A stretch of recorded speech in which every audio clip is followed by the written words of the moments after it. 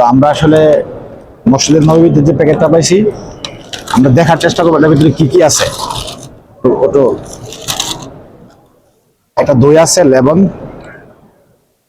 তারপরে একটা কেক আছে ছোট, পানির বোতল আছে, তারপরে এটা টিস্যু আছে, খেজুর আছে, আরো একটা বিস্কিটের মতো কেকের মতো আছে। তো এটা হচ্ছে প্যাকেজ একটা মানুষের জন্য। এই ইফতারটা আলহামদুলিল্লাহ যথেষ্ট। তো হ্যাঁ, ইনশাল্লাহ অবশ্যই দেওয়া হবে। এখন আপনারা কি প্রথম এই মসজিদ নববীতে ইফতার আগেও করছেন?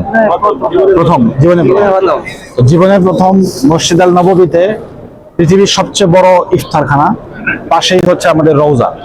আপনাদের কাছে কেমন লাগতেছে এখানে ইফতারি করতে?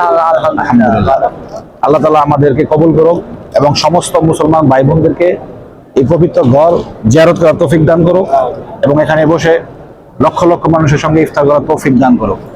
আমিন। সবাইকে ধন্যবাদ। আসসালামু আলাইকুম।